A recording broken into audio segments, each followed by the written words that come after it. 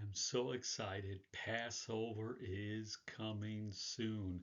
And one of the scriptures to prepare us for Passover is found in Exodus 6, verse 6.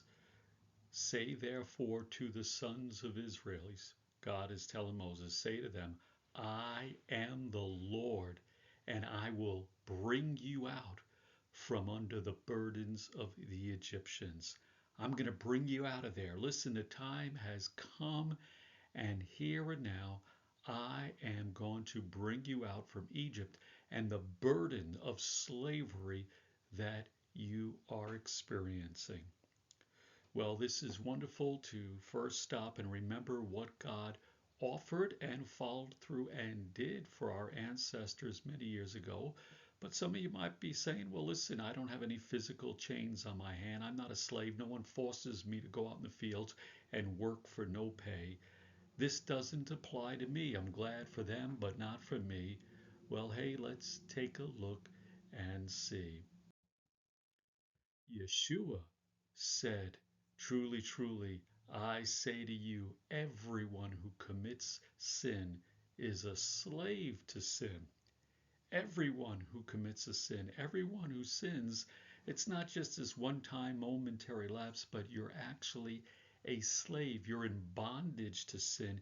You can't shake it. You can't break yourself free. And so I'm here to tell you, if that's you, God says, I want to bring you out from that sin. Whatever that sin may be, the thing that is wrong, that displeases God, that displeases you or others around you, God says, I want to bring you out of it.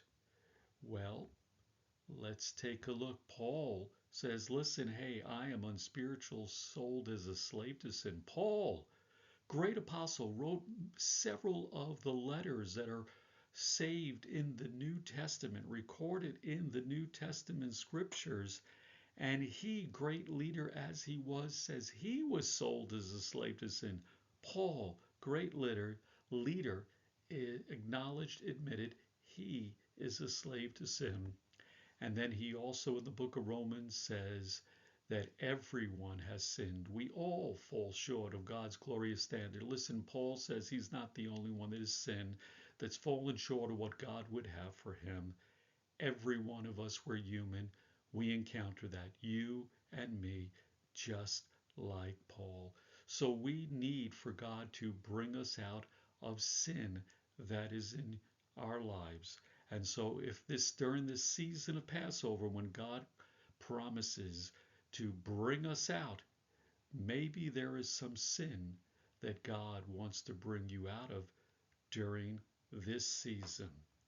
Well, that's good, but it doesn't just stop there.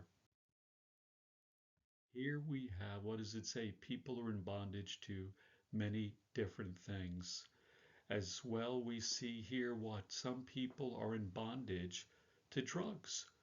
Whether they get them from the pharmacy or off the streets, doesn't matter. They're in bondage. They've taken them, and there might have been a medical reason for it at the beginning, but no longer so, or just off the streets for pleasure, and they're now in bondage to it. They know this is no good for them to keep taking it, taking it, but they just can't stop. If that is you, whether it's a pill, whether it's a drug that you drink, swallow, inject, inhale, whatever it is, God says he can bring you out. Would you go to him and ask him to bring you out from that bondage? Well, what about food? Sometimes people are just seriously addicted to food. We need to eat food. Food is part of life. It's appropriate, just like taking some drugs, medications are. But there's also people around the world that, well, after they have a meal, they still can't stop eating. Day and night, they just eat certain foods, whatever. They're just drawn right into it. They see it, they can't stop. They just go after it. It is a bondage. It can be a bondage for some people, and that they just can't stop eating even though they realize it's bringing harm to their body. If that's you, I want to remind you, this is the season where God says, I will bring you out. He can bring you out from a bondage to a food addiction, uh, just like anything else. And as well, one other possible example, here's a person there in bondage to their cell phone.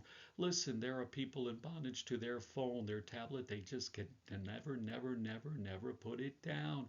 And it could be anything else beside that. It could be a TV, it could be a telephone for calling people. It can be anything. There's something that they have that has legitimate purpose, but they can never, never, never put it down and stop using it. That is bondage. And God is here to remind you during this season of Passover, I will bring you out. If you'll look to me, I am here to bring you out. This is a season, and one of God's promises during the season of Passover is, I will bring you out. Listen, if you have a bondage, and ask the Lord to help you, and to not just help you, but to bring you out, take you out of it. And seek the Lord, ask Him to do it. After a little bit, if you haven't found that freedom you're looking for, get the help of some friends, because this season God wants to bring you out of bondage. I pray you experience that. Listen, if God has recently brought you out of a bondage, why don't you briefly share without getting too personal? Just share a little note there, whether on Facebook or in an email to me, to encourage us, because we're all in bondage and in need of help from God in some way, shape, or form. And if you just briefly share your need, God might just use that to encourage someone else. Hey, if God brought them out, He could bring me out too, I think. It would be a blessing to help other people. I hope this has encouraged you. I hope God brings you out of some bondage this Passover season. Shalom.